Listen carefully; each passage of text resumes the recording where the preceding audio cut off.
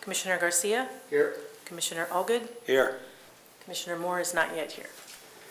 Very good, thank you.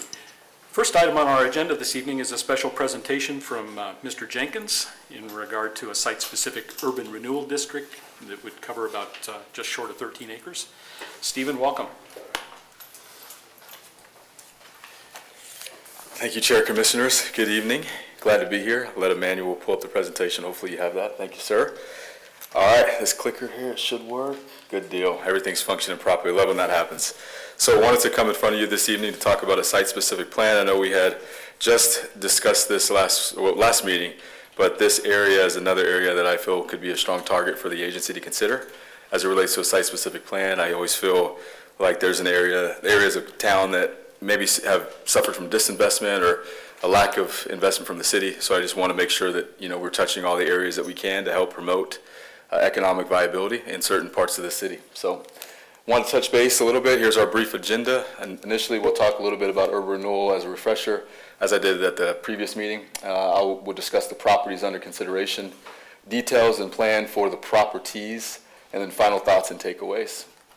So with regard to urban renewal, and you'll see there that that's a ribbon cutting for Capital Distributing. That was an urban renewal area in the Sky Ranch Business Park, one of our more successful highlights of the community. Okay, so quick details of urban renewal. Urban renewal is an economic development tool utilized by local governments nationwide. Specifically, it aims to revitalize economically distressed areas known as blight through public investments that encourage private development.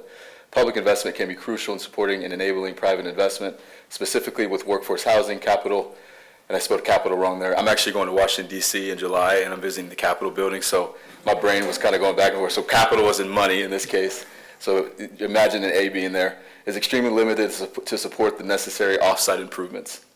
Once private development becomes economically viable, investment returns to the area. As physical and economic conditions improve, further private investment is stimulated, strengthening the local economy. By designating a specific site of interest, or sites of interest in this case, the agency can utilize its funding in a concentrated manner, which can benefit multiple projects simultaneously. And then lastly, a site-specific plan uses the property's increment to make improvements to the site. This will also allow the agency to work alongside a developer to bring the highest and best use project to the property or much needed affordable housing. So the properties that I'd like to discuss tonight are 4, and you have one, and Chair, you mentioned that it, as consolidated, it comes out to about 12.8 acres or close to 13 acres.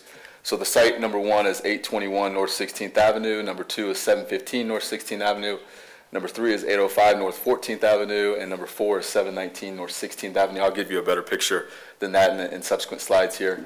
But one of the sites, actually 821 North 16th, has a proposed project that's already been approved by City Council, and the elevations for that site are going to be consistent with what you see in the picture there to the left. And that picture is from a project that Devco Development, the group that has that site under contract right now, they are working on a project in Boise, so it'll look very similar to what you see there. And then the second picture there, the right bubble as it stands, is a kind of an aerial of the overall area that I'd like to concentrate on. So this area, again, is right around 12.8 acres, has I-84 visibility. I always see these properties as highly important because this often reflects the first touch point for visitors that come into your city, and especially along our gateway corridors like I-84, Highway 2026, Highway 55. Those gateways are very important, so I think having a high quality development in this area is important, I think for many reasons, but one such reason is it's often the first reflection of your community from visitors that travel through. So property details, all right, you guys are testing my vision here. So timeline to close, and some of these details are in reference to the Devco project, so I just want to preface these next points that I'll make with workforce housing has become a very critical issue in our community, and I will say that even more so within economic development. Typically we don't focus on residential matters very much, but it's become a high emphasis of late. I can tell you that as it relates to companies coming in and the need for the workforce that's there, I know that there's been a significant challenge in finding housing for those employees. So typically employees or folks that want to move into the Caldwell area have to often live outside of our community, or they have very limited options to select from, which is a big challenge. So the timeline to close on this DevCo project that's located at 821 North 16th is in the winter. They'll have about 152 units. The rezone approval was granted by the City Council. They have a stone condition, as you guys saw in that elevation photo that was there. That's an aesthetic requirement that was imposed upon them by the City Council. They have bridge infrastructure improvements that are necessitated in the area by virtue of this development. And those bridge infrastructure improvements have to be done in the off-season for the irrigation companies. So in this case, it's November through March. So amenities will include a community clubhouse with kitchen, living rooms, on-site management offices, meeting space, fitness center, laundry room. All units will have in-unit laundry, patio with barbecue station, playground. There will also be bike storage that exceeds the minimum requirements, as well as an on-site dog park. And I just got a puppy, so having a dog park is a pretty important amenity in that case. Targeting families earning 60% of the area median income, which is roughly $44,757. So think about your police officers, firefighters, teachers, folks of that nature. So sometimes connotations run wild as it pertains to workforce housing, but it's going to really benefit some of the folks that truly need the housing options. This will be an income average, so the set-asides will include 30%, 40%, 50%, 60%, and 70%. The area median income in Caldwell, Idaho is approximately $63,939, according to a recent data from the Census Bureau. The area has poor access for properties, access meaning some of the roads and the connectivity is just very limited in that area. Sidewalks and walkways are disjointed. Pedestrian footbridge should be improved to enhance modes of travel. So the pedestrian footbridge is across I-84, and in this case it touches this vicinity. So that's kind of the connection point between east of I-84 and then west of I-84 in this vicinity. The next steps and plan for the site, I'd recommend a shortened plan timeline, perhaps 5 years or less, in-house feasibility as we discussed last month regarding the other site-specific plan.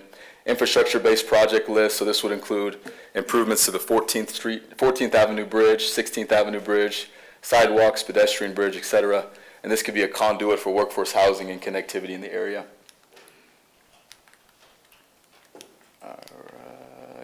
So quick numbers, just wanted to give you all a frame of reference. So right now the property taxes generated from that site is at $0, meaning there's an exemption because it is a religious institution there, or a church that doesn't pay property taxes. So in this case, I did some research with our finance director. She was generous enough to give me some time this morning, and we talked about an unnamed apartment community in Caldwell, Idaho. I just want to leave it unnamed for the sake of confidentiality. But there's a levy rate for 2023. The assessed value is roughly $33 million. They pay about $122,400 in property taxes to the city of Caldwell. That's only to the city of Caldwell. Of course, there are other taxing districts there as well. Mr. Brooks with Canyon County, CWI, mosquito abatement, they all get a little bit there as well. But and again, the property is generating $0 in taxes today. So proposed DevCo project on that site, the assessed value is roughly $20 million. The $75,000 in property taxes just to the city of Caldwell, and it would provide a broader benefit, as I referenced, to the other taxing districts as well. So why now? Housing continues to be a major issue in recruitment and employee retention. Although, again, this is not in reference to a specific project, it certainly has a profound impact to that project. And I will say that workforce housing has become a very, very important need for the community as we grow. Improvements on this side of the community have been limited. I referenced that previously, but there have been very few investments, if any, that we've looked at here. So I consider this private public partnership in many ways to be a boost, or certainly something that would provide a more broader or holistic benefit to the area. Proposed future projects are near employment opportunities, so think about its proximity to Sky Ranch and North Ranch. We're talking minutes away to thousands of jobs that are in that area, so that provides an immediate benefit as well. And then I talked about the benefits that would help transform the community as a whole. I think that's all I have. So Chair, Commissioners, I'm happy to answer any questions you might have. Very good, thank you, Stephen. Mr. Doty. I have some comments and some questions both. So Steve, can you give me who was involved in the committee that decided about this 12 or 13 acres? Do you know who all was in the group that says this is the area we want to develop in? Yes, Chair Commissioner Doty. I actually had time to connect with our development team and just touch base about what they felt would be most appropriate. I've also looked at it just from a personal matter and just tried to get it as close to jobs as I could that were available or that were in growing areas. And then lastly, I just looked at the need for workforce housing or where it would be most appropriately placed. And some of those considerations came into play as it ties to the consideration for this acreage. Mr. Chair, Mr. Doty? who is the development team? So the development team consists of the finance director, the planning and zoning director, public works director. I've had conversations with the mayor as well, urban renewal chair, and I feel like I'm missing somebody, economic development specialist as well. Okay, so I'll reiterate my concerns, but I think there's a couple of projects and developers already going in and out there. You mentioned several bridges. Not all of those bridges the city owns, is that correct? So the 14th and 16th Avenue bridges, are you talking about those in that area? At least the 14th, I don't think, we don't own that one, correct? So- I don't know how many we do and don't. I'm just inquiring, I guess. So it's my understanding that it's in the right of way, so. Okay, so my issue here is, of course, at certain times I support urban renewal, certainly out in areas that aren't developed, that we have difficulty getting contractors and builders to purchase that land and go out there and develop that land. In this case, based on my own research, we have at least 2 developers out there with 428 doors already going in. Wouldn't they have already been aware of these conditions out there? It kind of seems like we're doing them a favor by now going back and saying, let's make this an urban renewal area to make this better for you. So I guess my point is this isn't an area in which we don't have developers going into. We have, I think you mentioned a couple, and maybe I have a couple different ones on here as well. So my issue is we already have developers going in out there. Why would we now make that an urban renewal district when generally it's to produce an outcome so the land becomes attractive to someone that wants to develop? Yes, Commissioner Doty, thank you for your concerns. I really do appreciate that question. I would gracefully disagree, just because that area, so you're referring, I believe, to Prospector Point, which actually has 504 units, and that's directly to the east. I'm describing an area just to the west of that property, which has different infrastructure needs and requirements, and those bridges are not, they're not congruent with the parcel to the east. And in this case, of course, with the pedestrian footbridge that crosses I-84, the sidewalks, the connectivity, all those things are discontiguous. So I think although I do hear your concern, I don't know if it's applicable in this particular instance. I can show you the map one more time just to verify, but just want to make sure we're on the same page. Is that are you talking about the Caldwell 23 project? Yes, Prospector Point. It's not in that area either? It's not. So, but you did mention 100 and, I've written it down here somewhere. Yes, How many doors? 152 units that's proposed for this DevCo project. And you can see here, so Prospector Point, and this area I think is maybe a few weeks old or so, but pretty new. You can see the construction taking place to the east, and none of that is being touched in this proposed plan. Okay, so I guess we'll agree to disagree. So I'm still opposed to urban renewal areas in which development's already occurring. I think it's best used in areas that we can't get a developer interested in the area. Sure. I'll leave it at that for now. Certainly, Thank you. certainly. Thank you very much. Other questions? Mr. Allgood? Yeah, Stephen. I'm kind of kicking off what Commissioner Doty also said. So I'm looking at this, and the way the property sits today, it would generate little or no increment because I'm talking today, because like you said, a church is there, pays no taxes, and then the other facility there, I don't know how much they pay, but probably not a heck of a lot. So the only increase in property value or increment would be if DevCo comes in and builds 152 units, then you would have a big increment increase, but they're already going to do that, correct? I mean, they're already, and if I remember right, and I could be wrong, part of the development agreement when they came to council and requested approval to build here was that they were going to do some work to improve the bridges, bring those bridges to standard. Am I correct? Do you remember? Yes, Commissioner Allgood, it is a requirement of the project. I would say that some of these improvements are. I will say that having the site under contract is not a guarantee. So because these projects are the margins are so slim, there is a strong chance that outside of anything that could be provided in a public-private format would certainly create some limitations to the success of the project as a whole. When you listed the $75,000, I believe that was an increment number? No, so that would be and that was just a broad kind of ballpark figure that was thrown out, but based on what we perceive as the assessed value. But ultimately, that would be the property taxes coming into the city, and some of that increment could be used perhaps for some improvements, the offsite improvements that would be necessitated. And that, my concern is kind of how much increment would this generate, and would it be sufficient to accomplish some of the projects you have limited? Because again, the other place I don't think generates many tax dollars. So it would be basically those apartment buildings' tax dollars generating their own increment, if I'm translating that correctly. Okay. Yeah, that would be my assumption as well in this case, and really it would be taking their increment but finding a way to provide more broad impact in that area that has some of those limitations in place. Okay, thank you. Thank you. Mr. Chair, Mr. Doty. just to add on to, sorry, I'm losing my voice a little bit. Commissioner Allgood, same thing. I'm with you on this, Commissioner Allgood, that right now, we're not bringing in any taxes. If we were to freeze it today, it would be whatever it is today on the tax revenue. As you know, with police and fire, needing to add more police and fire to that, I'm not quite sure what the percentages are. Raylyn, I don't want to put her on the spot today, but certainly it's frozen if we were to do it today. And then as they build those apartments and get their certificate of occupancy and the taxes go up, that would all stay in that urban renewal district when I think it would better benefit the city as a whole. If the bridges are an issue and they're in the right of way, well, then the streets department can deal with that if we're already responsible for those.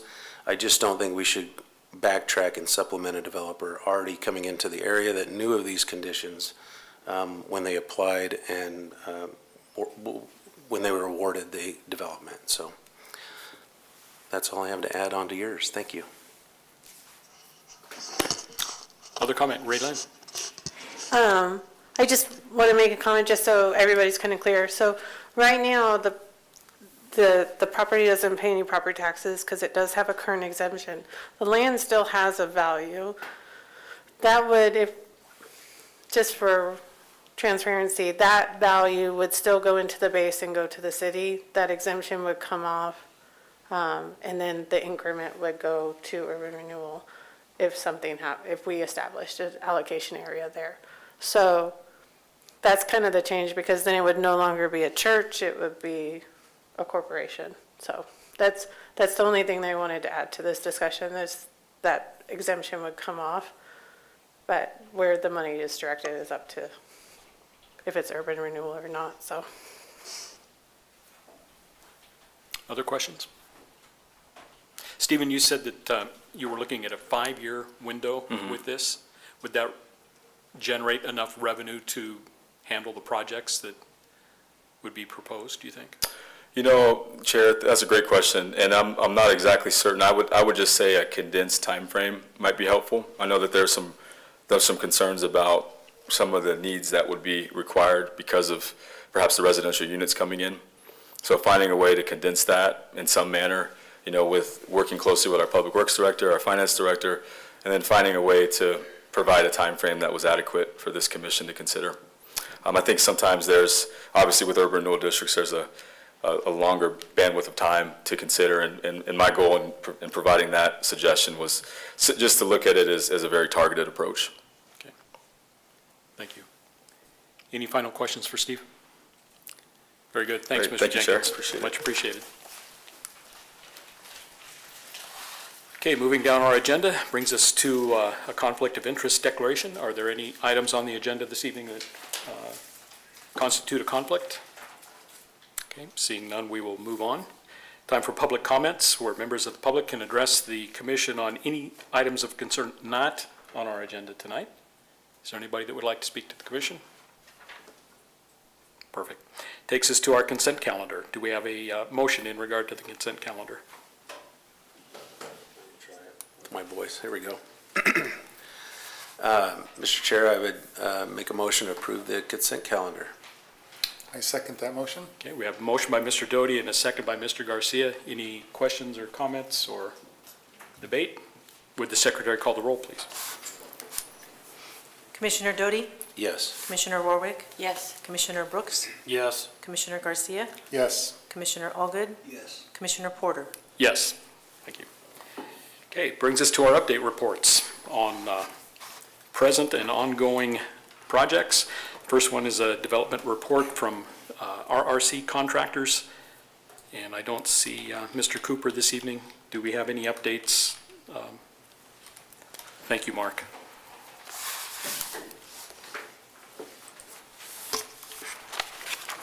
Thank you, Mr. Chairman. Good evening, Commissioners.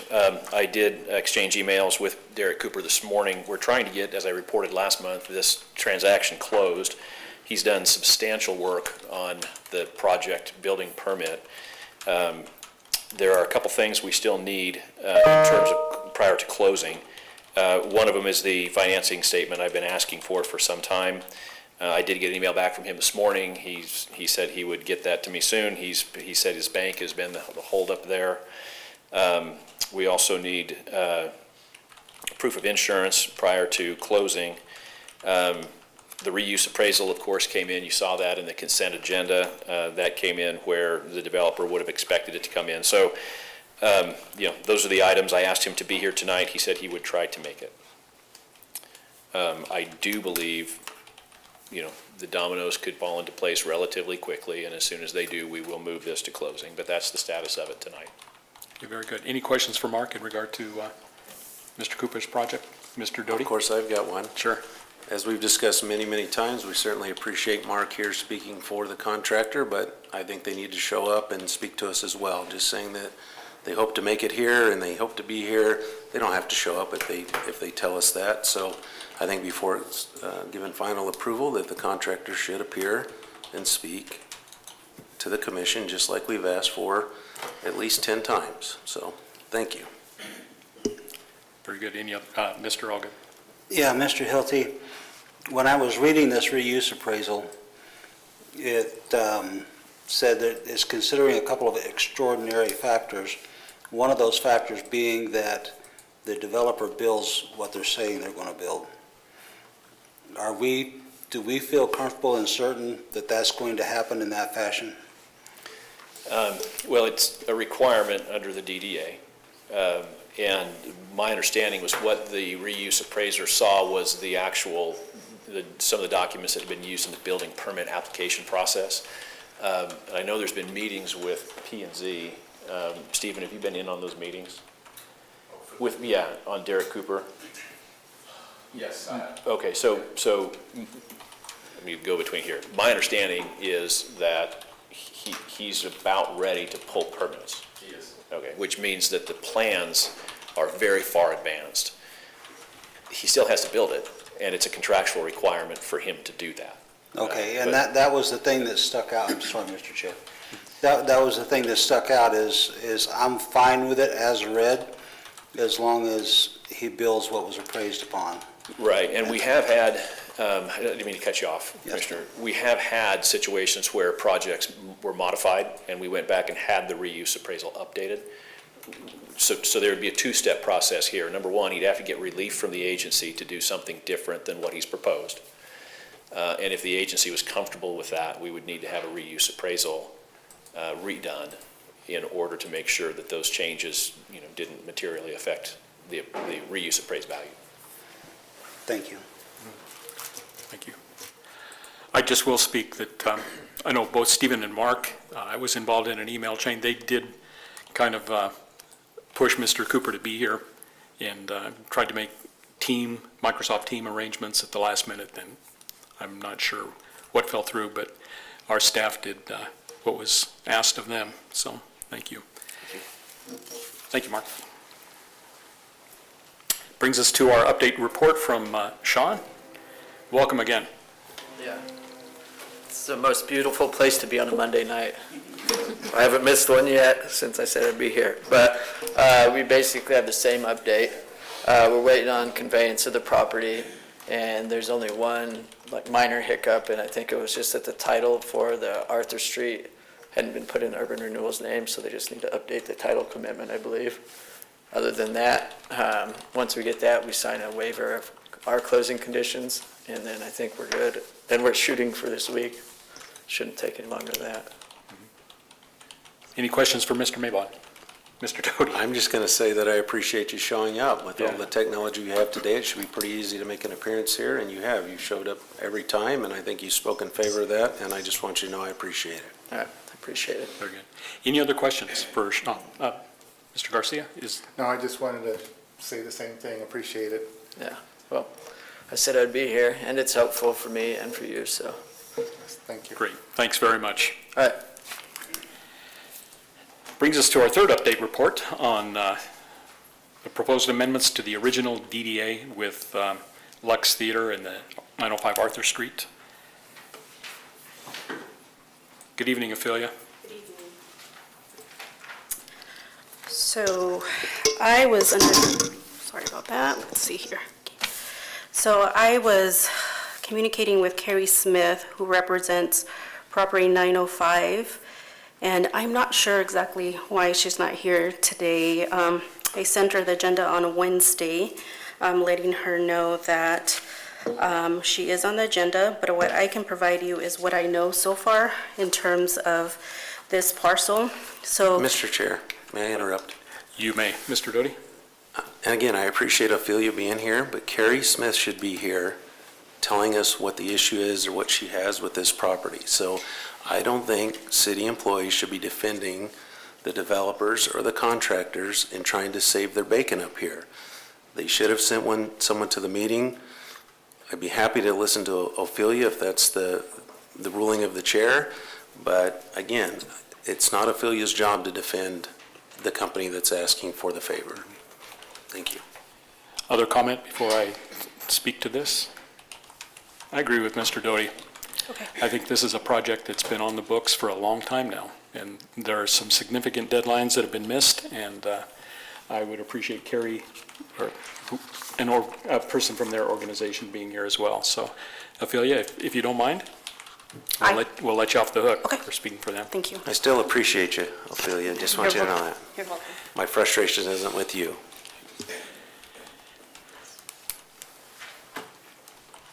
Okay, this brings us to our first item of old business. It's an action item to consider resolution authorizing execution of a third amendment to the DDA with 7th and Main developer. And I believe this is Mr. Hilty again.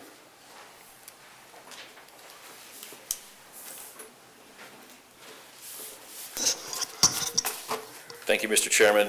I'm going to be very brief and kind of pass the baton here to our development team that is asking for what's the third amendment to the development agreement. I'll cover it at kind of the 30,000-foot view and probably defer questions. As some of you, this has been an ongoing discussion for the last several months about whether or not Phase 2 was going to have a hotel or whether there was going to be some kind of an amended proposal. I think they appeared before us last month and talked about some ideas for that. They are, I think, largely embodied in this agreement, but a couple high points that I just wanted to bring to your attention. The parking requirement, right now, there is a letter of intent signed with the city that has to do with setting aside parking if there is a hotel developed there. So if the hotel development goes forward, the city council will wrestle with that, the same way that there was an agreement ultimately reached for the residential side. This provides that if anything other than a hotel is developed, there would be no additional parking set aside required from the city. Section 4 modifies the definition of project. The substantive language is that the project would have an active ground floor, which is typically restaurant, retail. They may have some other ideas there that they could talk about, but above that would be housing or office space or a hotel facility, one of those three uses at the election of the developer. Let's see. There was an amended design development plan so that you can kind of see what this would look like. Now the way the DDA would work is that regardless of which use, whether it was a hotel or housing or office, it would have essentially that physical appearance or something similar. Schedule of performance proposes to commence construction the end of December of 2025. So basically pushing it back 1 year from what is in the current DDA 20-month construction period. So commencing December of 2025 and finishing construction 20 months later. Let's see. There's a modification to the remedies in section 10. And so it basically provides that if the developer does not do what the developer promises to do, that the property would be returned to the agency. That is different. That is characterized as a sole remedy. It is a remedy in the current DDA, but there are other remedies that are available for default in the current DDA. This would modify that, making it a sole remedy. That's kind of my high-level review. I would certainly stand for questions. Thank you. Questions for Mr. Hill? Very good, thank you. And Ann, are you speaking this evening? Welcome. We should have Dean on Teams as well. Hopefully he can hear us and talk. He's on. I'm here to answer any questions or walk through any information as needed. Are you guys able to hear me okay? I can't see anything. I can just see the agenda. We can hear you fine. Everyone can hear. Okay. Ann Kunkel with Varon Thomas, 242 North 8th Street, Boise, Idaho, 83702. I'm here today to represent the developer in person, 7th and Main. Developer, as you will see in the proposed amendment, it's actually DPRE. When we bifurcated the properties, we held one in a holding company, which is why you see DPRE, which is a holding company owned by Dean, and kept the property that was under active investment in a single entity for liability purposes. I'm sure you all have seen that in connection with development. So what we are here today, and to answer any questions, is to bring forth a proposed amendment. We heard what was mentioned to us last time we were here and the instruction to bring something forward for discussion. So that's what we've done. I think Mark has done a really good job of hitting the high points of the proposed amendment. It's not a very complicated document. We tried to address what we've heard about parking, and that if it's not a hotel facility, that no parking would be available, and that we would recognize that now. Some of the changes in the proposed amendment are just cleanup to recognize that phase 1 has been completed, and now we'll be dealing with phase 2 going forward. And then just notice addresses and things like that, changing definitions, and making it clear that phase 1 has been done, so there's no more obligations under the DDA other than section 11, which survived completion of the project, that's still in place. Updating the design development plan, which Mark did mention, depending on what the final proposed project would be subject to a design development plan, but we've brought you something that would cover retail and office and the buildings and what that would look like, and I think that was presented last month as well, both the 4-story and a 3-story. And I don't know if Dean has a PowerPoint, but I'm not sure if he can share it to kind of show that design review. And then setting forth just what the process would look like going forward, because we would still need to go through construction documents that you guys would approve, design review, and just making sure that those provisions would still be in place for any second phase portion of the project itself. So those are, that's what we heard, and to come back with you for discussion the last time we were here, but I will stand for any questions. And Dean, it's kind of odd. Oh, there you are. We can see you now. And Dean, I don't know if you have anything to add to maybe the overall structure of the project or something outside of the 4 corners that I have just discussed based on the conversations we've previously had. Thanks, Ann. And sorry again, I'm unable to be there. I am, as you can probably tell, I am out of town on vacation with my family, which has been planned for a while. Trying to get out the heat a little bit, although it's not much cooler here. Appreciate your guys' time and energy coming and reviewing this information tonight. It's been a process that we've all been working through to find the best solution for the property. And we continue to feel like this is the best and most viable solution to move forward. We believe what was asked of us is being presented here tonight. Again, we've gone through a couple of iterations of what we thought was wanted and needed, including a temporary parking option, and now that has been pulled from the table, and now we're providing another option that continues to have a boutique hotel option there. If the other property that OB is working forward on does not move forward, we will push forward to try and get that done, because I know that continues to be a goal of the city, but does allow for the other options, including the ones that we presented last month when I was there, to be able to be built over this, or be prepared to be built over this next year. I do have a presentation. The presentation really goes through last month's, what we discussed, and then provides what we're asking you guys for today. And I'm not sure if I can present or not. Let me know if you guys can see my screen. I think that's the last slide. Yeah, we can see it. Good now? Okay. Well, again, this is the same information that we discussed last month. I thought it would be good to make sure that we're on the same page of what was discussed.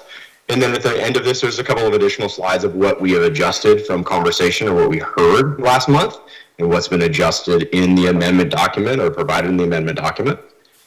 I'm going to go through these first couple slides fairly quickly because I think everyone really understands the history of this property, the importance of the property, in addition to what it's become now with downtown Caldwell.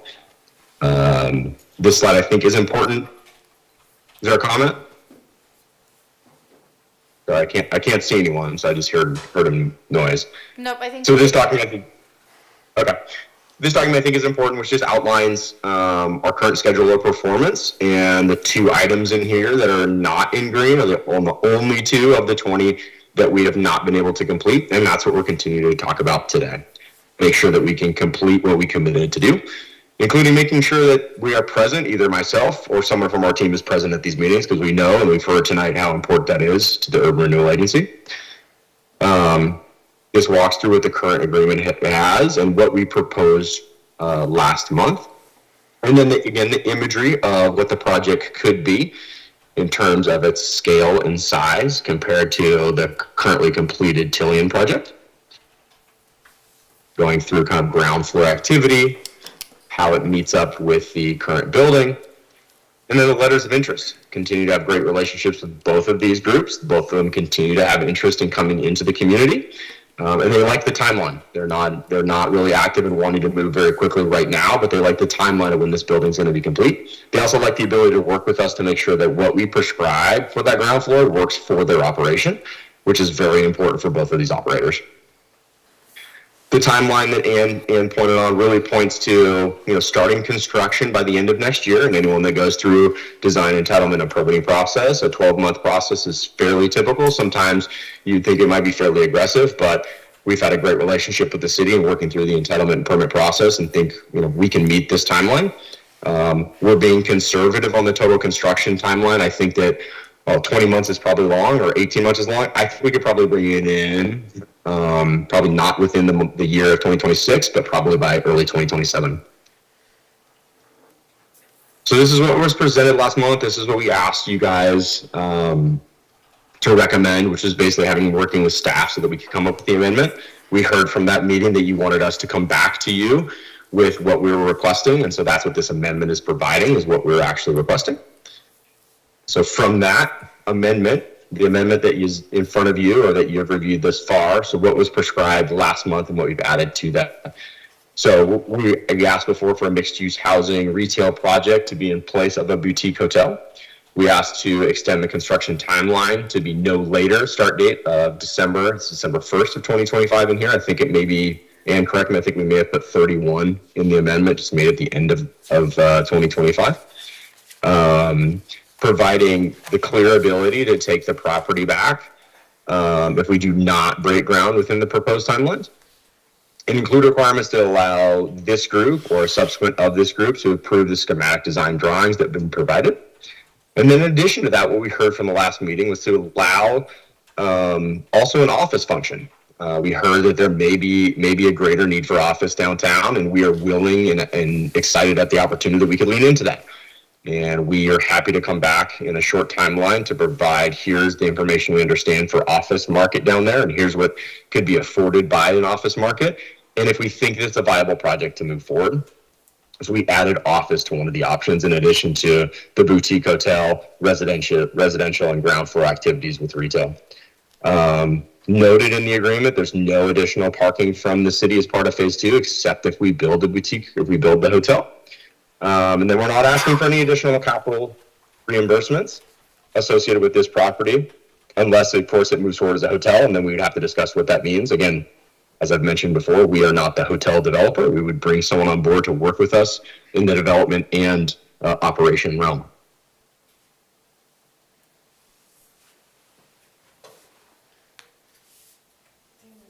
Oh, I think we've lost you. Don't know where I lost you. Sorry, guys. I will stand for any questions, and I will stop sharing. Very good. Thank you so much, both of you. Questions? Not so much, Mr. Chair, not so much a question, but I think we also discussed, and I believe that Commissioner Allgood also agrees with this, but I just have some hesitation and some issues with more housing downtown. We're talking about a parking crisis downtown, depending on who you talk to. Some say it's not a crisis, some say it is. Within 2 to 3 floors of more housing downtown, so that does cause me some concern. Mr. Allgood?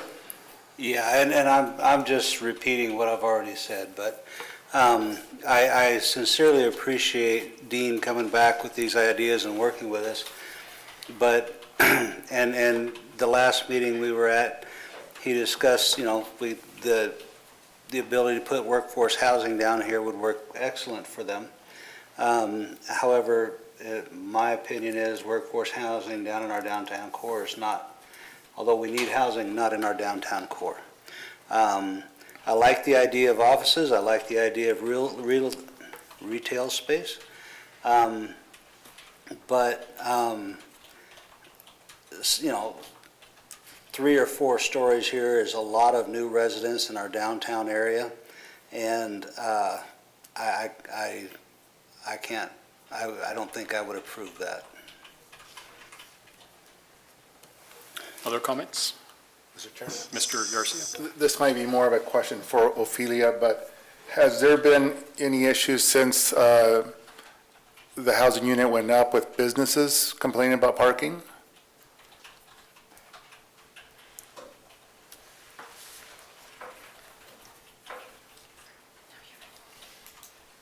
Businesses complaining about parking when it comes to Tillian, is that your question? Correct. With the residents, being more residents? Not that I've heard of. Of course, the community has a consensus that, that parking that Tillian was provided, that took away parking from the community. Businesses not necessarily have. There's businesses that have been impacted by the Tillian project, and they have been supported by the businesses, by the city, by allowing them some permits to park in the same area as Tillian.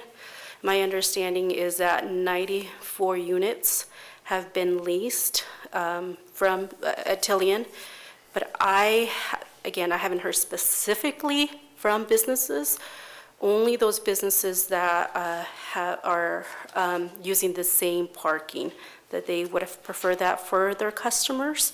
However, like I've mentioned, the city has provided those businesses some relief by providing them permits so that they also can park there, that their employees can also park there. So referencing businesses like Mi Tierra, the sushi, the church, Creekside Malo, V Sports Arena, when they were there, we've provided them parking as well to, again, accommodate them for that parking space, not being there for their customers. So that's what I've heard so far. Okay, thank you. Mr. Chair, Ms. Warwick? if I could just interject, and it's almost like I'm playing devil's advocate for Mr. Pape, because he's given us something different and something definite here, a change. But if we want to tell him that we want no more residential downtown, then we just need to say that flat out. we won't approve anything that has residential downtown, so that he quits trying to please us, by, first floor retail, second floor office, and then 1 or 2 floors of residential. If we're not going to accept residential at all in a consensus, then we need to make that clear, I guess, because we're like beating our heads against a wall. Thank you. Just my opinion. Mr. Doty? And I would just say, I think a couple of us have made it clear, so maybe everyone else can say their opinion, so. Very good. Ann, any final comments? No, I would stand for questions if you had any other questions for us, but we would request that the agency either authorize execution of this third amendment or authorize us to continue talking with staff if we're hearing that there's no more housing downtown. I know that we've heard that from a couple of commissioners. We haven't heard that from all of the commissioners, so we're trying to create flexibility because who knows what a project will look like when it's time to break ground. So we don't want to preclude the ability to have housing, because today you may not want it, who knows what it'll look like in a year. But if the strong preference is for something else, we would absolutely consider that and seeing if those numbers work based on lease rates and the number of lease up rates. If you build 2 stories of office above retail, is that sustainable leasing? Because I think what no one wants is empty spaces. And so what's going to be the best project that serves the downtown community and hearing what other people are saying regarding parking. So we would, again, request that you either approve this amendment or authorize us to go back and work with staff, taking the feedback that we've gotten today, and to come back to you with another proposal based on that feedback. Great. Thank you, Ann. Well, we have a resolution request before us, whether or not to authorize the Third Amendment to the Disposition and Development Agreement. Do we have a motion, one way or the other, from council?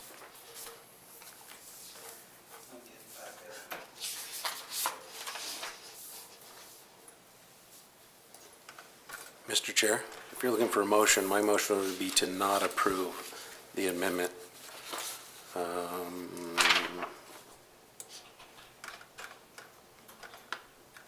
Where are we at here for Third Amendment to the disposition. Third Amendment with Seventh and Main Developer LLC?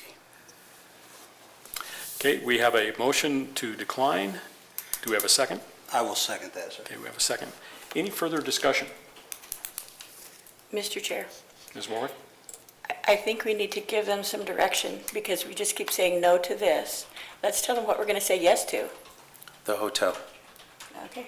Well, is what I would say yes to. Okay, and if that's the only thing we're going to say yes to, I guess we need to make that clear, because this has gone on for a long time, and there's been a lot of time and money on everyone's part invested in trying to figure this out. And I think we just need to get there. We just need to get there. And if we're not going to be willing to approve anything but a hotel, we need to tell them that now, in my opinion. Okay. Any other comments? Mr. Allgood?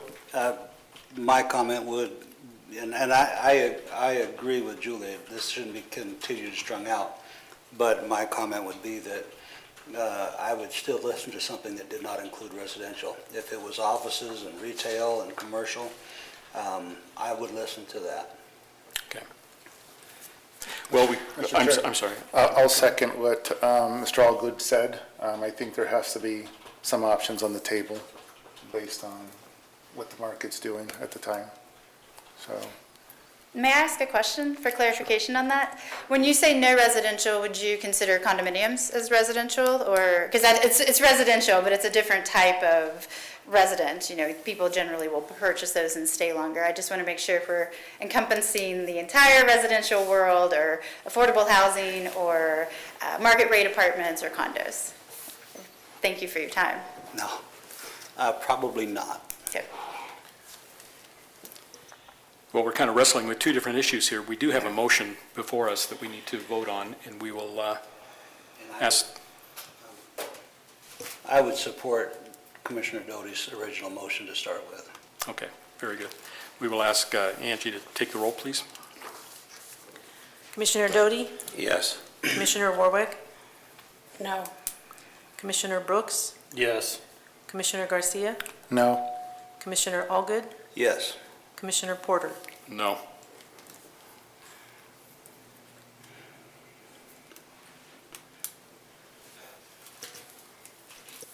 Commissioner Brooks, could you restate your vote? I didn't get it. Oh, yes. Yes, okay. So yes to deny. So yes was Correct. to deny, correct? Okay. Correct. So we have a tie. Of course we do. We have 3 yes and 3 no. What do we do at this point, Mr. I figured that was Mr. coming. Hilty? So I think the motion to deny it fails. There can be an alternate motion. That may also end up in a tie. I'm prognosticating, if there's a motion to approve. If it's a tie vote on something, it needs to pass in order for it to be approved. So my advice is you would need to have 4 votes in favor to pass. You'd need to have 4 votes in favor to deny, but I think a default is a denial. Okay, thank you.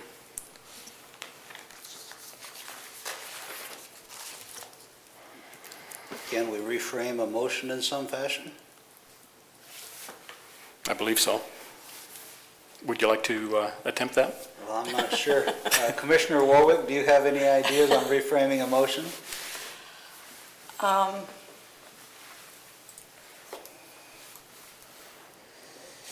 I guess I'm trying to consider what I know is going to be supported and what isn't going to be supported, by my fellow commissioners. We have a terrible parking downtown problem currently. We don't want to add to that with more residential. If we find a fix to that problem, I think, a 3rd floor of residential might be fine after 1st floor commercial, 2nd floor office. But I think we need to find a solution to that problem before we can say, before we might convince some of the folks that are definitely against having more residential downtown due to the parking issue, that it would be workable. So I don't know that I have another actual motion because I can't make all of those things happen. Mr. Chair, can I ask Mr. Mr. Walker. Hilty Sure. a question again? I'm just trying to understand what you told us. Do we have to reach some conclusion here tonight? Because this is a... Yeah, I probably didn't say it very clearly, so I would look at it this way. In order for this resolution to pass, it can't pass on a tie. You understand? So in order for the resolution to pass, meaning approval of this amendment, there would have to be at least 4 votes. And so if that doesn't happen, then the kind of the default is that the amendment is not approved. And so, no, you don't have to reach a resolution. It's just that if it continues to be a tie vote, my advice is that this means that it did not pass. And I think because you have an agreement in front of you, it really kind of needs an up and, I appreciate Commissioner Warwick struggling with, some alternative, but we have an agreement before you that probably needs an up or down vote. The discussion you're having is helpful probably to the developer because they may bring it back. If you said we like everything about this amendment except for the residential, they might be able to work with that. I don't know, but that's more discussion. The action, I think, should be pretty clear on what's been proposed to you. And so if it continues to be a tie vote, then, what I would advise you is that means that this is not approved. I would leave it as is then. It sounds like we have reached a conclusion unless somebody wants to create a new motion.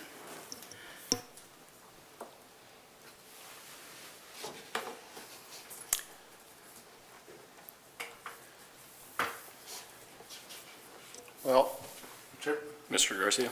so based on that comment, I think if we decide to, I guess provide another vote here, I would do just that, is that I would accept that. I propose that we accept that, the alternate resolution with minus the residential portion of it and see what comes out of that. And if something does not come out of that, and it seems from what I saw on the presentation is that there's still a kind of a waiting period there to see what the other hotel's gonna do. And I think that's what will establish what happens. And I think if we vote on this as far as what's being proposed minus the residential, I think I'm really comfortable with that. But I do understand, obviously, we're all talking about parking issues here. Either way, I think with the limitation of the parking, none will be added, is my understanding. And so they'll have to work within the compounds of that. And so whatever is designed has to stay within that reasonable amount of parking spaces. So I'm not worried about that part of it. The thing that I'm worried about is that this is either going to happen or not happen at all. I think with this amendment, there's a possibility of something happening. So it's either, off or on when it comes to hotels. So I make the motion that we approve the alternate resolution here, minus the residential portion of that. Mr. Chair, Mr. I just want to be clear here. So that would mean that they could build everything but the residential. Correct. So do What you was just use a proposed, little, whether it be the retail or the commercial. is my but take out all the residential you're seeing on their map, and then that's all they'd have to build? Yeah, and that's either that or the hotel, whichever comes. Okay, well, I'm still on no on that then. Thank you. Okay, we have a motion by Mr. Garcia. Is there a second? Second. Okay, we have. I have another Sorry. question. Go ahead, show the second one. Okay. Go ahead, Chris. Mr. Allgood. So if this motion were approved, are we adding another year to their agreement tonight? Is that part of this motion, is adding another year?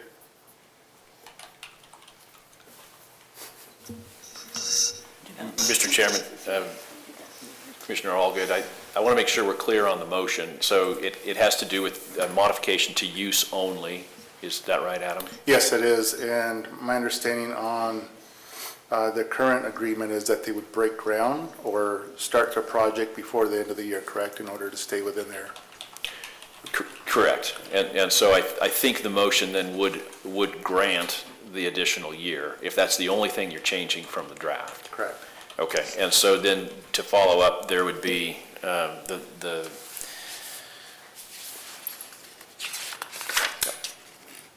on section 4 that defines the project, it talks about housing or office or a hotel. And so is the motion to eliminate the housing and just say office or a hotel? Correct. Okay, Commercial. Or retail, commercial, I would add to that. okay.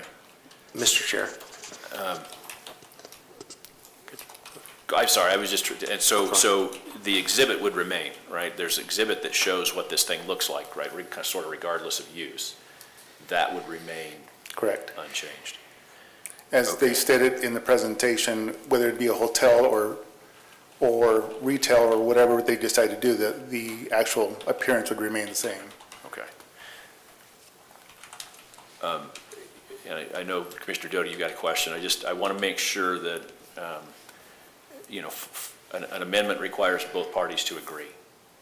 And so we need to make sure that we're deferring to the developer that A, they're agreeable with this, and B, do you want to, take some time to craft another agreement that captures some of this?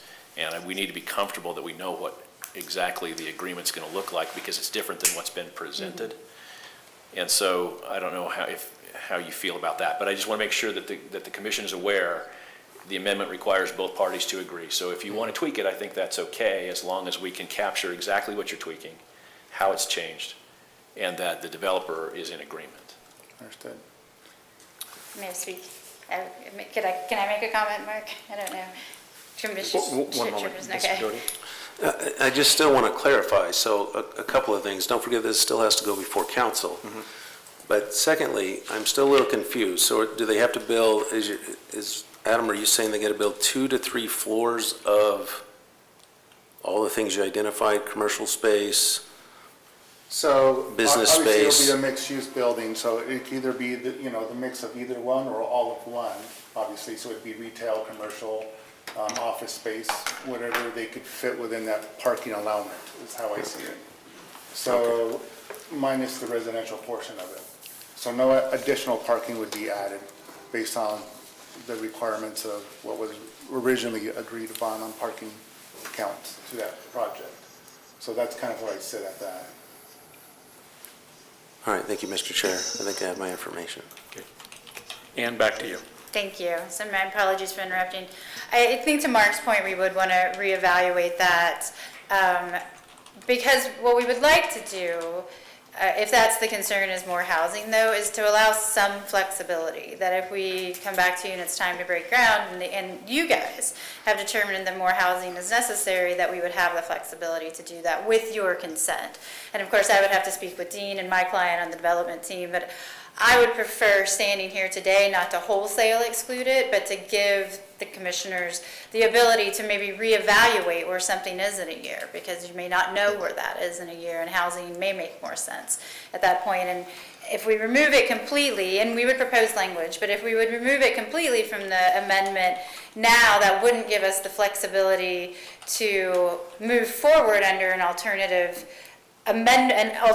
scheme. We can do this with your consent without getting another amendment. And correct me if I'm wrong on that, Mark. That if we excluded housing completely, the commissioners wanted us to now build housing, we would need another amendment to the DDA. Yeah, right. Yeah. Generally. Generally. Right. You're proposing to include it so that it would just be a sort of Kind of a proposed discretionary, a discretionary option. And again, I would need to speak with my client, but that would be my thoughts on it, as opposed to, I can't, as attorney for the developer, agree to completely remove one component via this motion. Mr. Chairman. Mr. Moore, or Brooks, excuse me. We are entertaining the idea of an amendment to a proposed amendment to an existing document, and as we are seeing very quickly in this discussion, that it is vastly more complex than the motion appears on its face. So I am not in favor of proceeding with the motion because of that complexity and the unknown consequences that it may bring if it should pass. Thank you. Mr. Hilton. Mr. Chairman, Sorry, can I make a point really quick? And I appreciate the discussion because it is giving me some clarity and giving greater clarity that helps us move forward. Some direction is better than nothing at all. If it's no housing is wanted by this group downtown at this location, then tell us that. Let's work with staff to come back to you to give you something that says what you're asking for. If it's a complete denial with no direction, we're going to be in the same situation and we won't be able to move forward, as we've been discussing for months about temporary parking or other solutions that we thought were the right direction. Any direction from this meeting would be appreciated in some fashion. Thank you. Mr. Hildy? Yeah, Mr. Chairman, just to piggyback off of Commissioner Brooks' comments, I think that's what Ann is saying, and I would be much more comfortable bringing something back to you that we had time to actually work out the verbiage to try to meet this intent. But I think also to follow up on Dean's, whether that's worth it or not, it might be nice to hear from the individual commissioners as to whether they'd at least look at something like that.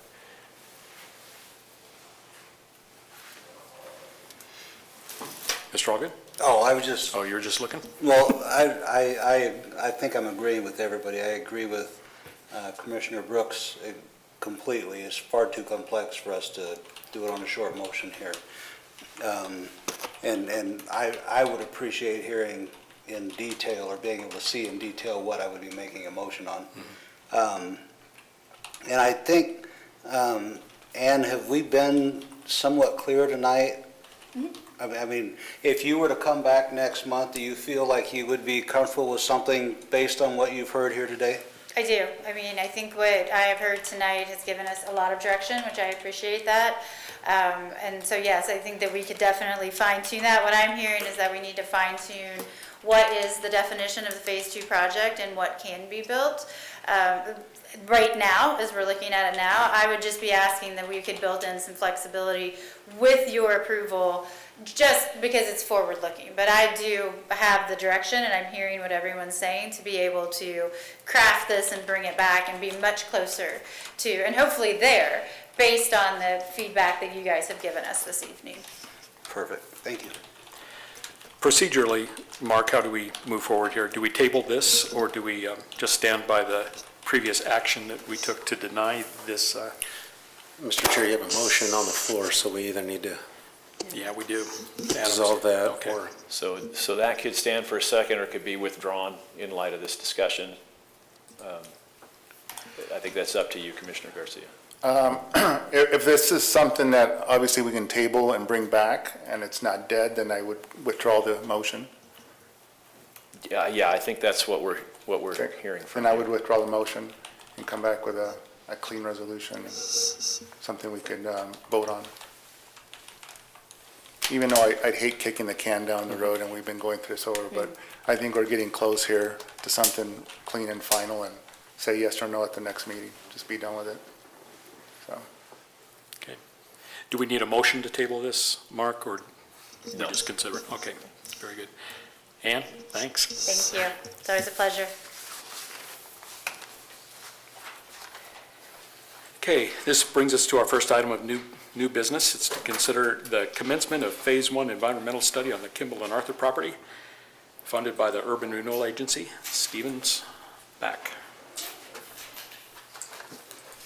All right, Chair, Commissioners, just here to discuss the Phase 1 environmental site assessment that is being proposed at the Kimball and Arthur site. As I referenced previously, the previous meeting that we had here, I received the go-ahead to go ahead and move forward with a site-specific plan at Kimball and Arthur, which is 119 South Kimball. I would like to propose to move forward with a Phase 1 environmental site assessment. I laid out some details relative to the process because I felt like it was essential to provide an outlook of all the steps that would be required. We're not all Rob McDonald, so we don't exactly know what a Phase 1 entails, so I just wanted to lay some details out so you all have a clear understanding of what the process would look like. So the first thing that I want to reference was historical records review, and thank you, Emmanuel, for zooming in there. This involves examining historical documents such as aerial photographs, property records, land use records, and previous environmental reports to understand the history of the property. Number 2, a site inspection and interview. A physical inspection of the property is conducted to identify any signs of contamination such as distressed vegetation, stained oil or pavement, chemical storage, and evidence of underground storage tanks. Number 3, regulatory records review. This includes checking federal, state, and local databases for records of environmental concerns, violations, and cleanup activities related to the property and nearby sites. And then lastly, number 4, report preparation. The findings are compiled into a comprehensive report detailing any recognized environmental conditions, historical conditions, and controlled conditions. The report also includes recommendations for further action if necessary. The last thing I want to reference, a Phase 1 ESA does not involve physical sampling or testing of soil, water, or air. If potential contamination is identified, a Phase 2 ESA involving more detailed investigation and sampling may be recommended. The estimated cost, as I reached out to a contractor on this issue, is about $2,300 to $2,800. And I just want to conclude by stating that this is a very important step in the development process.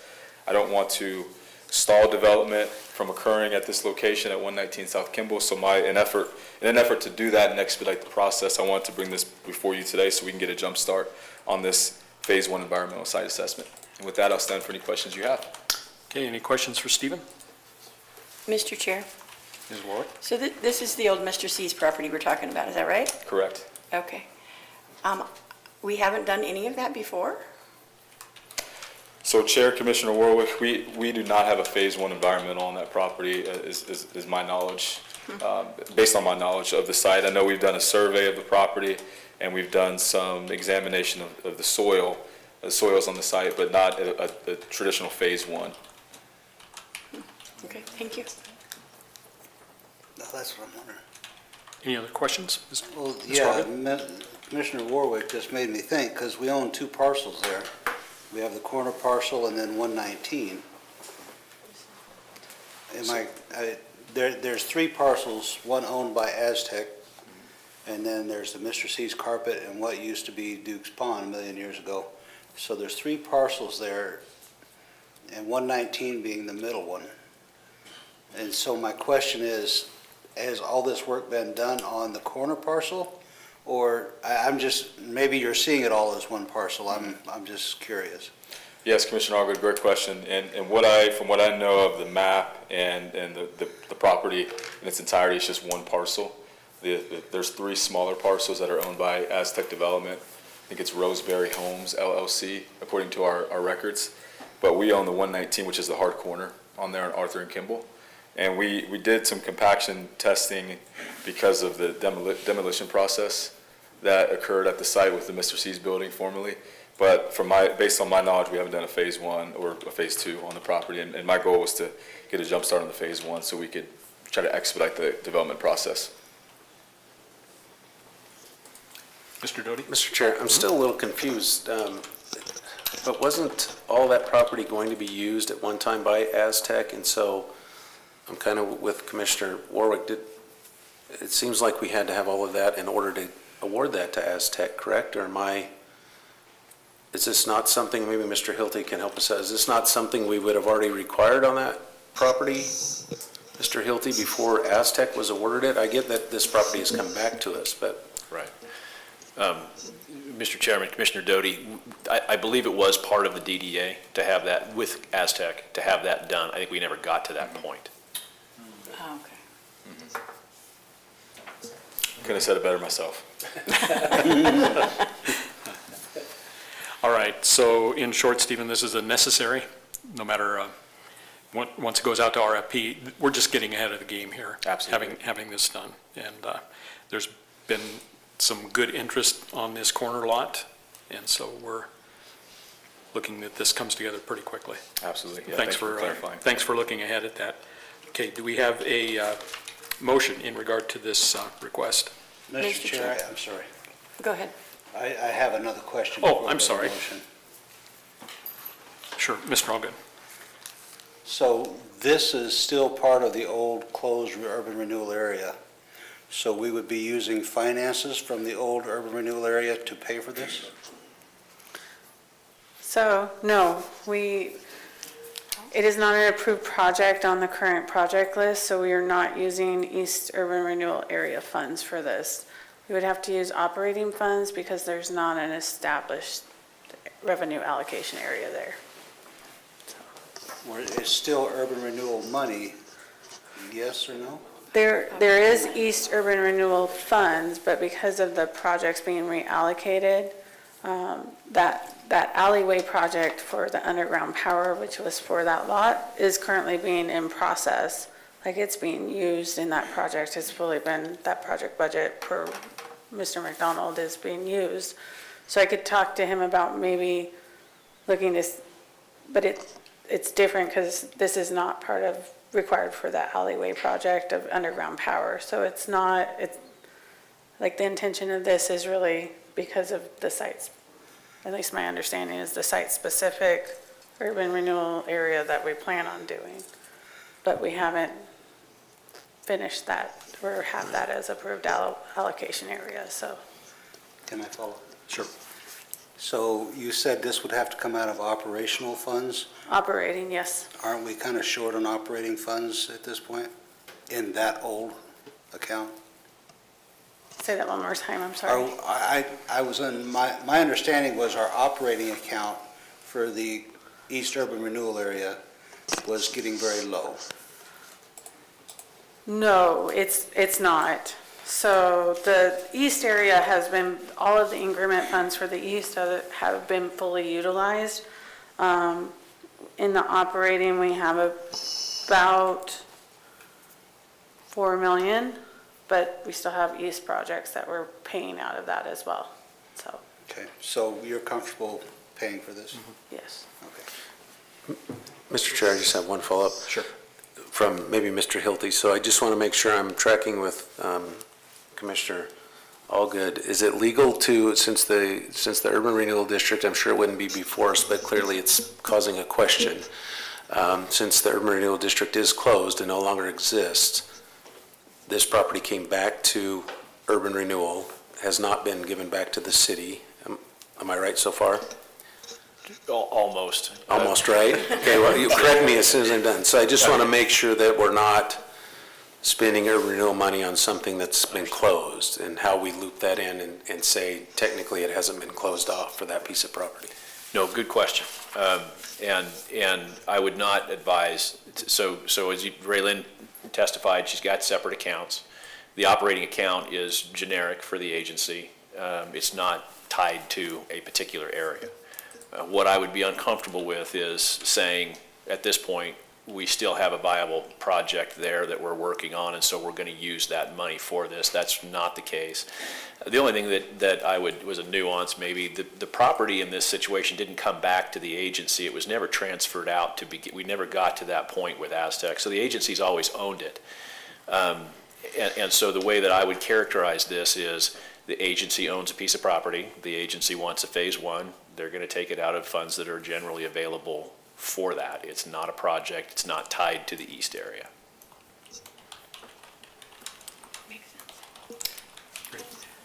Julie, you have a question? No. Your light's on. Oh. That's all. Okay, do we have a motion in regard to the Phase 1 environmental study? I do have a motion. Ms. Warwick? That's why I was on. I move that we go ahead and spend the proposed funds to do the environmental Phase 1 at 119 South Kimball out of Urban Renewal Area Operating Funds. Very good. We have a motion by Ms. Warwick. Do we have a second? Second. Second by Mr. Allgood. Would the secretary call the roll? Commissioner Warwick? Yes. Commissioner Brooks? Yes. Commissioner Garcia? Yes. Commissioner Allgood? Yes. Commissioner Porter? Yes. Commissioner Doty? Yes. Very good. Brings us to our second action item. Consider a resolution authorizing the reallocation of East Urban Renewal Area project budgets as outlined within the project list. And as Raylyn begins, I just want to make a note that one of the requests that's coming has to do with the recent request from the Caldwell Housing Authority due to some, not their cost overruns, but reprojections of what it was going to cost to make this move and build this foundation. Just need to make it known that 3 members of the Urban Renewal Agency are members of the CHA board. But of course, there is no real conflict. We're not going to benefit financially, and neither are our families. So just wanted to state that. To you, Raylyn. Thank you. Okay, so as you can see, we've kind of made some adjustments within the project list. And this was with discussions with Rob as well as Mr. Porter, and trying to finalize where the projects need to be, what's left over, what's been obligated. One, to help with the budget for fiscal year '25, but really to close out as many projects as we can. With this budget move, it already does include the invoices that I have for you later in the agenda. However, there's always the approval process, so we just wanted to make sure to include those to have the accurate project numbers. So with that, some of the project moves are moving some of the USTIC funds down into that full USTIC budget, because as the projects end, and we want to make sure that we're reallocating to the correct amount. You're going to see some of them, like the 213, 215, 217 Kimball Norman Complex. That project has been complete, but we got the reuse appraisal, so we did have to add some project funds to that. We're adding funds to the Rice House due to additional costs from Mr. Dittenberg. And then most of these costs is because they're just going to the USTIC. And with USTIC, it will bring that budget to 1.4 million. And already of that, we have a current bid of 1.1 for the USTIC Indian Creek Bridge. So most of that is going to be spent within the next 6 months. So I just want to give you an update on that. And we foresee most of these projects. The Alloway project, we have a project manager and engineering working on. So it's kind of the readjustments of where they are. Very good, thank you, Raylene. Questions for Raylene? Thank you for cleaning this up and showing us all the things that have been completed and the things yet to be done. That's real helpful. Do we have a motion in regard to the resolution authorizing the reallocation of East Urban Renewal Area funds? So moved. Okay, we have a motion by Mr. Doty and a second by Ms. Warwick. Any questions or comments? Would the secretary call the roll?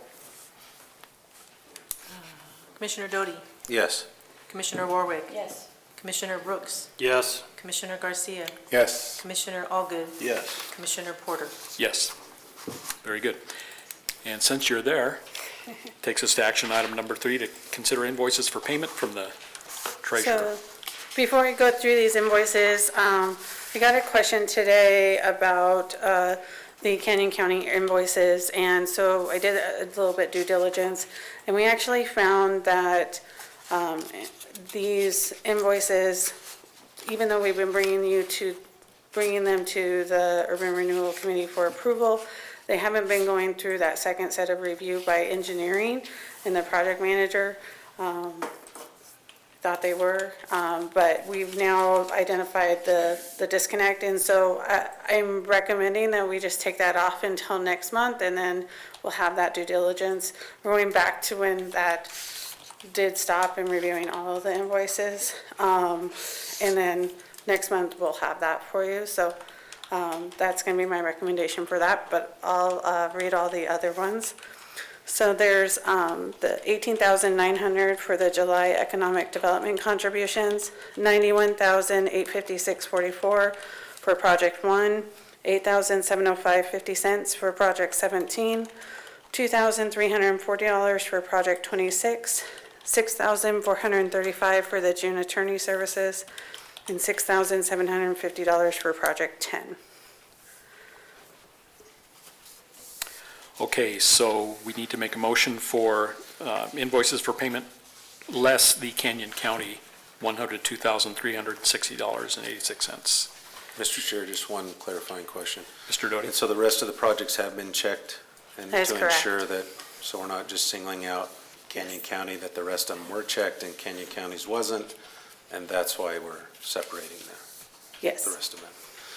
So I have a motion then, Mr. Chair, that we approve the invoices for payment from the Urban Renewal Agency Treasurer, except for the Canyon County amount of $102,360.86 to be later resolved at the next Urban Renewal meeting. Very good. We have a motion by Mr. Doty, a second by Ms. Warwick. Would the secretary call the roll? Commissioner Doty, Yes. Commissioner Warwick, Yes. Commissioner Brooks, Yes. Commissioner Garcia, Yes. Commissioner Allgood, Yes. Commissioner Porter. Yes. Takes us to item number 4, our treasurer report. So with the bank reconciliation in the bank, so that's the first report. As you can see, we have just over or just under $5 million in the Banner Bank account, and those interest payments are slowly dropping down. That's why that budget was adjusted for fiscal year '25. And then the LGIP, it's pretty consistent, and we would keep those funds in the LGIP until we absolutely needed to. And then you can see, so there's a little bit of a difference in the total between the financial overview and the bank account, just because the bank account is what's actually been drawn down. What I have in the financial overview is what we've written checks for. So the total balance that we have available with all the checks we've written, not including today's invoices, is $5,703.71.94. So you can kind of see those different buckets between the north, east operating, and then the LGIP. Okay, any questions for Raylene? Do we have a motion in regard to the monthly cash reconciliation? Mr. Chair, Ms. Warwick? I move we approve the monthly cash reconciliation report. Okay, we have a motion by Ms. Warwick. Is there a second? Second. A second by Mr. Brooks. Any questions? Would the secretary call the roll? Commissioner Warwick? Yes. Commissioner Brooks? Yes. Commissioner Garcia? Yes. Commissioner Allgood? Yes. Commissioner Porter? Yes. Commissioner Doty? Yes. Okay, and back to the fabulous project list. Raylene? I mean, we've gone over the project list, but as you can see, once those project budgets are moved, it really narrows down that there is more than half of those projects that have been closed. And after, within the next couple months, the majority of these projects will actually be closed, and we'll pretty much only have 2 projects outstanding, hopefully into the next fiscal year, so. Any of them giving you any concern? No. Okay. Any questions for Raylene in regard to the projects? Very good. Thanks, Raylene. We appreciate everything that you do. Brings us to our economic development reports, and first up is Stephen. All right, Chair, Commissioners, I will be as brief as I can. As I typically start off, I'll go off with the miscellaneous updates. Project Micro is a hotel operator that recently visited Caldwell. They're optimistic about our market after reviewing the latest occupancy reports and are reviewing multiple sites for an interstate hotel. Project Bingle is a big box retailer. They are preparing for a roundtable meeting with the city in the coming weeks to discuss their future project in greater detail. They have landed on a site in East Caldwell. Project Paces, they're a big box retailer moving forward with plans on a site in East Caldwell. They have conducted environmental research on the property of interest in preparation for construction in early 2025. Project Spot, they continue to research the area. The broker and the city continue to work closely to bring this big box retailer to the market. They have a strong interest in a primary site in East Caldwell. The U-Stick Road commercial retail, so this is an area that I've looked to focus on as it ties into our hopes for an interchange at the U-Stick location there. So I continue to meet with users who may be interested in growing our retail base along this U-Stick Road corridor. Project Suite, they're a developer out of the Midwest. They're looking to bring a hospitality project to the area. They're reviewing sites and have already submitted an offer on one. They're actively pursuing sites in Caldwell and will be visiting the area later this year. Project Razorback, fast casual eatery, interested in sites, multiple sites in Caldwell. Discussions have been productive. I actually spoke with this group recently, excited about them bringing their product into the community. Gordon Trucking, they have a site off of Highway 2026 in Aviation. They purchased 35 acres for a future truck dealership. It's roughly 60,000 square feet, according to their latest site plan. They also have a service center that's in conjunction with the project that's 17,000 square feet. They'll be adding about 20 new jobs at this location. Project Star, we're working with this large-scale industrial user that's back in Caldwell reviewing site opportunities. This will be a major project for the city and the Treasure Valley as a whole. They bring a lot of jobs, hundreds of jobs, and millions of investments to Caldwell. Project Omaha, they're new to the market coffee shop, coffee national brand that is seeking locations in Caldwell. The initial meeting was great. 2 potential sites were identified. I mentioned in this report that they'll be visiting the area next week, and obviously I wrote this last week. They visited today, had a really good meeting with them, and they continue to be very optimistic about our market. Working on details of the site-specific urban renewal area, as you all know, with Arthur and Kimball, with city staff to prepare for a future RFP later this year. Discussions with OB companies on a future hotel project continue to be positive and productive. They will be visiting the area for a meeting in the coming weeks. And then shifting gears to North Caldwell, Project Jazz, trucking use will likely be one of the first major projects in the area. They're hoping to break ground later this year. And the site plan contemplates major road improvements for the North Caldwell region. The Mink Farm property annexation process continues to move forward. Annexation will occur on the site in the coming months. The last thing I have is, as I typically provide, are additional updates. The TOK, Thornton Oliver Keller market reports came out. And just for the sake of time, I'll skip over some of the metrics that are referenced here, and I'll go right to the synopsis or the overview of each sector of our economy. So I'll start with industrial, according to TOK. Over 2 million square feet is under construction and expected to be delivered before the end of the year. Class A lease rates have reached $1.05 per square foot on average, which is up 10% from this time last year. Demand remains strong for spaces under 5,000 square feet, with over 60% of transactions in the last 12 months falling into that range. Going to office, 2,000 square feet or lower is making up most of the transactions, which is about 52% in the last 12 months. Lease rates and vacancies have held steady since the beginning of the year. And then lastly, retail. The retail market had one of its strongest quarters on record in Q2. And then I'd just like to touch upon some reports that I've read through the national headlines. For the first time, infrastructure is the top weighted category in CNBC's 17th study of state competitiveness. This was previously workforce, which was the top category. It continues to be a factor in the economy, but infrastructure was surprising to see supersede workforce needs in our economy. The next thing I want to reference is The Economist. They're a journal publication. They proclaim that solar energy will be the primary source of human energy use by 2040. $500 billion will be spent on buying and installing new solar panels this year, nearly the same as oil and gas. And then the income of a single working adult to live comfortably in Idaho is $89,000. As you guys heard from a previous report that I provided, our area median income is right around $63,000, so that's quite a disparity from what an average income is that's needed here in Idaho. And you guys can see the reference to other states across the country, which is also very high, and the economy is certainly making things difficult on individuals to afford and provide have a livable wage to live off of. So with that, I'll stand for any questions you might have. Very good. Any questions for Steve? Very good. Thanks, Stephen. And Ophelia.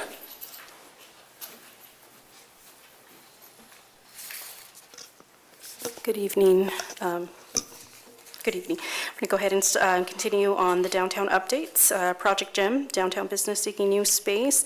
The price range, we've had a couple openings during the last couple of months. However, the price ranges are sort of out of reach for some of our local downtown businesses that want to expand. We do have a space that's $25 a square foot plus triple net, so that's a little high for our current businesses that are looking to expand. We have another space that's $26 a square foot plus triple net, another one that's $22 a square foot plus triple net. Therefore, Project Gem, Project V, it's just out of their reach at the moment. Project Stairs is a local business seeking to fill the retail space. They're a little bit more within range, and that space has been filled, and that space was within the Oaks Brothers Marketplace. New projects, Project Flag, contacted this company to inform them about the available spaces for expanding their concept into downtown. And I think these individuals are going to be able to afford that price range that we have within downtown at the moment. Project Rose, a business seeking to move forward with different plans and has seek assistance with their space. Project Drink, individuals looking for a location near downtown but not directly in downtown to launch their first future food concept. Downtown space updates, 117 South 7th Avenue is now available, and that is the former Fire and Ice pottery space. 820, and that one is $25 a square foot plus triple net. 820 Arthur Street is going through a remodel. That used to be a former beauty salon. It will remain that. They're just going through a remodel with new owners. 525 Main Street, that is now vacant, and that was the V Sports Arena. Those individuals have purchased a new business on the plaza. And finally, Quarter Mania will be taking place on 7/31/2024, and this is being organized by Gigi's Corner. If you're familiar with Virginia, she comes to us from another state that was very she was a former mayor in another community, so she's got lots of great ideas and bringing that into our downtown. If you want to learn more about that, please stop and visit her at Gigi's Corner right next to Keystone Pizza. So that is my report that's my report. I'll stand for any questions. Very good. Thanks, Ophelia. Any questions for Ophelia? Very good. Thank you. Thank you. Brings us to our attorney reports.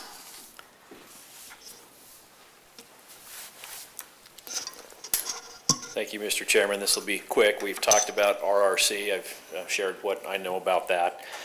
We will continue in the next weeks to push this toward getting over the finish line, getting it closed. You heard a report from Mr. Maben about TS development. Everything he said was accurate. I think we're down to just a couple of issues that came out in the title report, which he reviewed. Seems like it came out on the 4th of July. He reviewed that and has a couple outstanding questions to the title company, and I think that will be it. We will close hopefully this week. One thing not on the list that I wanted to update you about, the parking lot at the corner of Kimball and Blaine needs to be paved. I have been in communication most of the year with Mike Mussel. Pushed him today for dates. He gave me about 10 weeks to project completion. So he said they have design, I guess initial concept, that needs to go to the engineers, then the building permit, and then construction. So just to let you know, that is something we are actively monitoring. We are going to be pushing him to keep to at least that commitment. But anyway, he's well aware of it. He knows he needs to do it, and apparently it's been designed. That concludes my report. I would stand for questions. Mr. Chair, just Mr. one. Doty. What was his date that he was supposed to have the parking lot done, Mr. Hilty? As I stand here, I don't know. I'd have to go back and look. That was one where there was some significant contamination issues we had to work through with IDEQ. So we blew past that initial date through no fault of Mr. Muscles. Okay. That's been resolved for some time, and that parking lot should, when I contacted him in probably February or March, he said I'm on the schedule for May to have it paved. I reminded him today that he said that to me, and he's owning it, that he's got delays. But I didn't speak with him, I just traded emails. Mr. Chair, when we delayed it, did we give another date? Once we resolved all the contamination issues, did we give him a date certain that he needed to?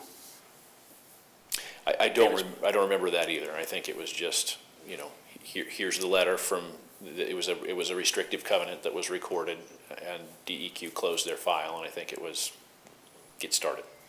So I don't think we gave him a deadline. Okay, and then just one more, Mr. Chair. So what is the penalty, so to speak, in the contract if he doesn't complete it, or since we don't have a date really certain that he has to start it, at what point? Sure. I guess from a legal standard beyond not having a date certain that he's supposed to start. Well, he would technically be in default at this point, and so, we could send the cure letter. Okay, well, I'm not certainly want to go that far. Sounds like you're confident that it's going to happen. It would have been nice to hear from him, of course, to ensure that and have him on the record stating that. But I just want to ensure that we're keeping up. Again, my whole, I guess, point is people line up here very quickly to get a check from us, and then they're not so active on the back end to complete their projects on time. And I understand there's delays and there's issues, but once again, we resolve those for them again, they should also hold up their side of the contract. So thank you. Your point is well taken. I will let Mr. Muscle know that his presence here would be appreciated at the next meeting. Any other questions for Mr. Hilty? Thank you, Mark. Thanks. Okay, brings us to our commissioner reports. Anybody with anything to add to the festivities this evening? I'll just add one. If you were on Arthur Street a little over a week ago, it was quite a spectacle. And, It was. And we just got to hand it to the foresight of the Housing Authority in saving that historic building, and the audacity that they had to think that they could actually do it. And it's going to be a good thing. Mike, can you give us an update on when that's going to be set on its foundation, and then what the next steps are that don't cost us any money? Sure. In the interest of brevity, I know you all want to get out of here. I just want to provide you with a little project update and a little history. So it was probably sometime around 2017 when the Housing Authority received the property at the corner of Kimball and Chicago, and we were asked by Urban Renewal at the time to consider putting something on that property way back in 2017. However, we were unable to clear the title of the property because many properties in that condition are scarred titles. So by the time we were able to get clear title, we were in the throes of talking about the Rice House. So this project was discussed by Urban Renewal way back in 2020 and was eventually approved by Urban Renewal in 2022. So where we're at today is the foundation is coming along, and when you measure we're measuring 3 and 4 times and cutting once. I guess that's the best way to say it. When there's a big investment of time and effort into placing something on a foundation, we are at the place now where we're measuring inches to make sure that everything is perfect. So I had hoped to have it on the foundation by now and taking people through it to see what it looked like, but it looks like we're a couple weeks out before we can put it on the foundation. So, but I do thank everyone's support, including Urban Renewal. Very good. Any questions for Mike? Very good. Thank you for being here. Thanks. All right, we will entertain a motion for adjournment. Oh, we have a double. Do we have a second? Oh, okay. All in favor? Aye. Have a good evening, everyone.